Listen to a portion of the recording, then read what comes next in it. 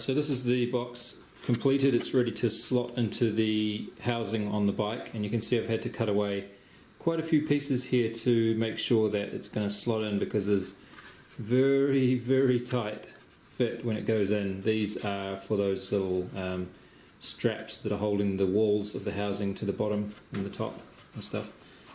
And over here I've had to cut out a big piece for the cables to go down, and then the speed controller, the edge of that is going to be pressing against here, so that's how tight it is. I've actually had to file away a little bit there to get it to sit in, get it to slot in a bit easier. And then the throttle cable is going to have to come under that. So this is the front of the bike on this side. So it's very tight. So my original intention was so that when I got home and I wanted to charge the batteries, I would just pull this whole box out with all the batteries in it and then carry this inside to charge the batteries up.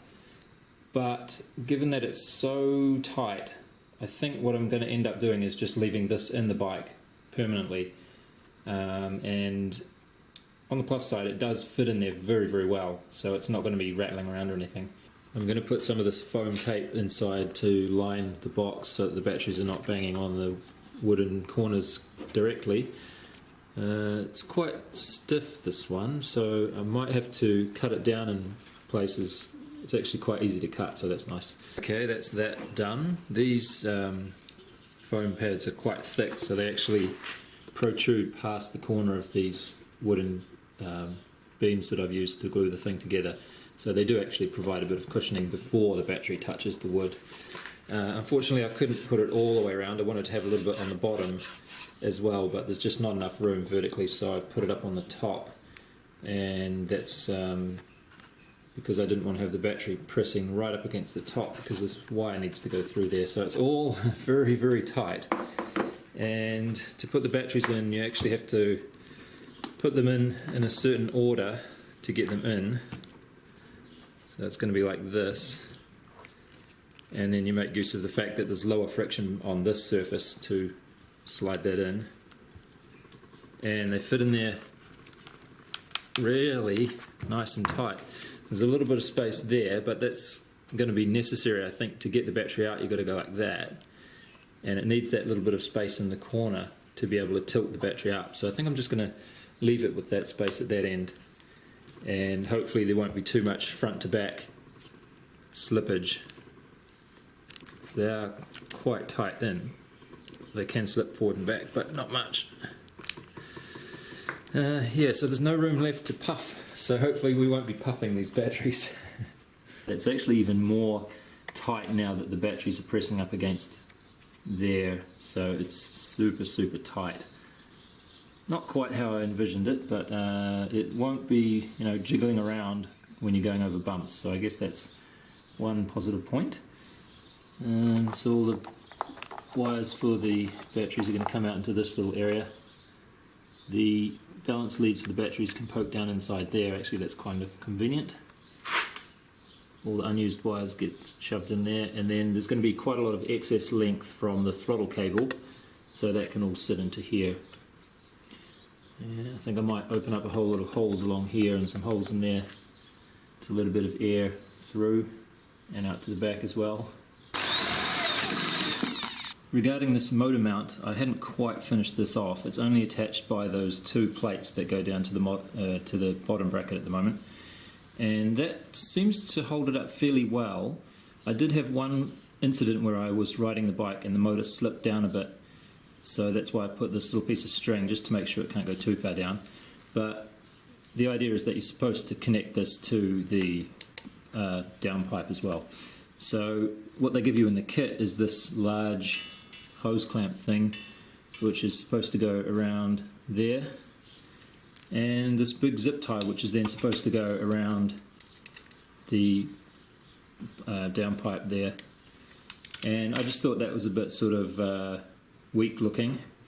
A lot of people have said that was okay, it works fine, but I managed to find a smaller hose clamp, which is, I think, just big enough to fit over my downpipe there. So I'm going to use this in place of the zip tie, and it's going to be like that when it's all attached. And the other thing that I kind of put off until later was trying to get these chain rings to align a bit better. So on the right hand side you can see there's the motor and then the tensioner sprocket, and then it's sort of going right in the middle of those two chain rings on the main chain ring there. Tightened it up as hard as I could get it on here, that is, and that's about as far inward as it would go, so I'm really not sure what I can do about that. Try and tighten it a bit more maybe. Well, I managed to get all those three sprockets lined up. What I did was I loosened up this so that it could move on the spine, or what do you call it, the square taper, and then I hit it with a hammer a little bit and it moved into the perfect spot, and I thought great. But then I realized that all I had done when I looked over here, this whole side has moved out this direction as well. So all I needed to do was tap it with the hammer on the end, and I can move it whichever way I like. Just a few light taps of the hammer here will shift that to wherever I want it to go. So for adjusting purposes that's really easy, but I don't think that's how it's supposed to be, isn't it? Because it means that this whole central cylinder is just sort of quite loosely slotted into the center of the bearings. Maybe that's okay, but I'm just sort of wondering that after quite a while of riding and bumps and crashes and stuff, it might just slip out of alignment again. Anyway, over here I'm starting to put this through, and I found that there's no space under this aluminium block to put it through, so it's going to have to go over the top, which is a bit odd.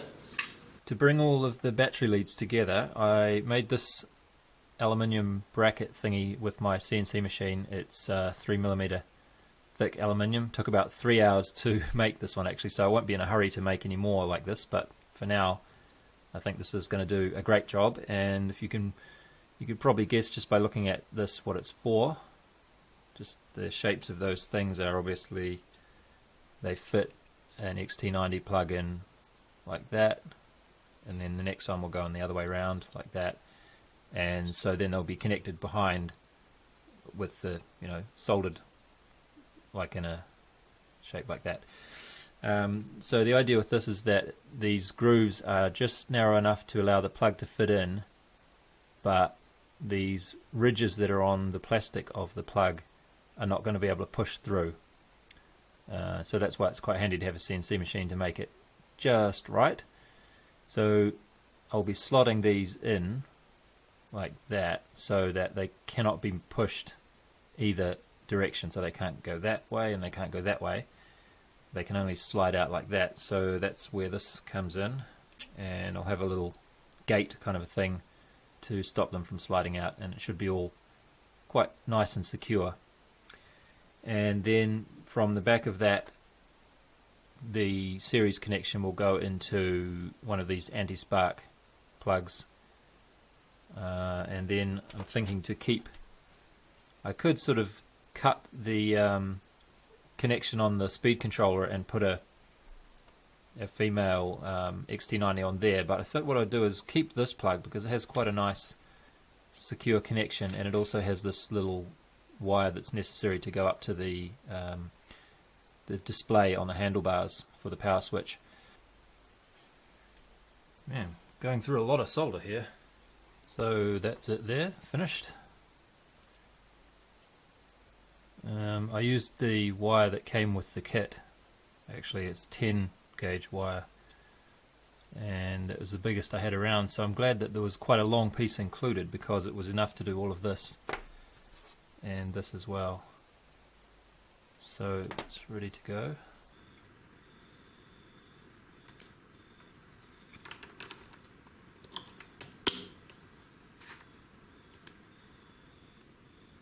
Okay.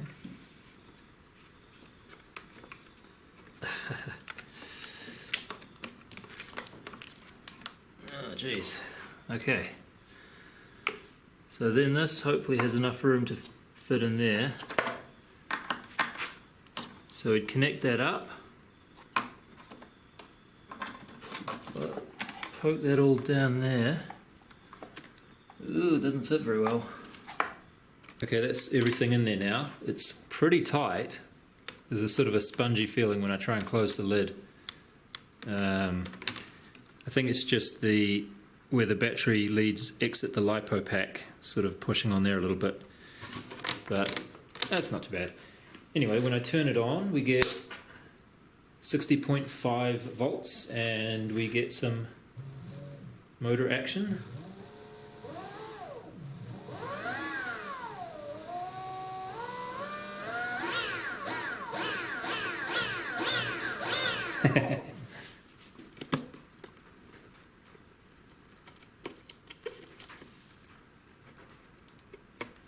I've come across a bit of a problem here. As you can see in there, hopefully the sprocket's turning, the motor is turning. Why is that? Well, it seems like even just a bit of downward pressure on here, so I'm just doing this, and that's enough to turn it fairly quickly, actually, in some cases. See?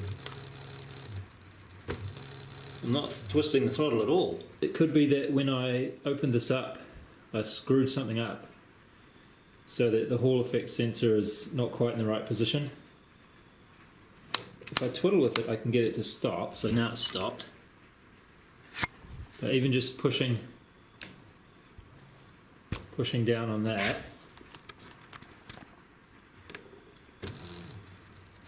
is going to get it to start up again.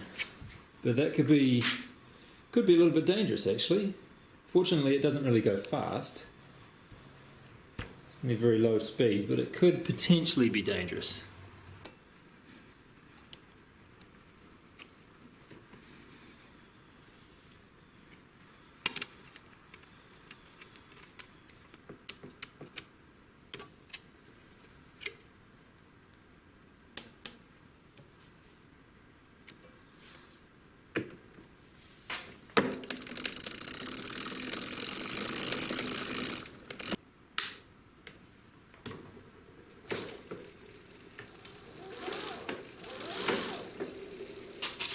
I don't know if you're going to be able to see this, but there is a lot of flex in the motor stand, the motor mounts, or just, you know, the motor itself is flexing a lot relative to the rest of the bike. See if you can see it here.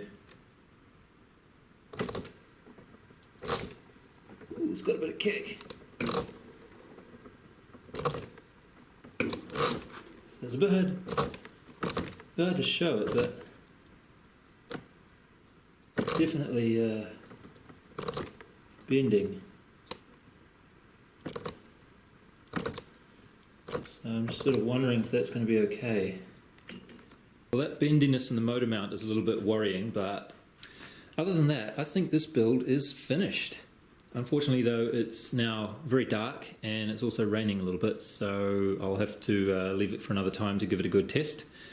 Until then, anyway, thanks for watching. I'll see you next time.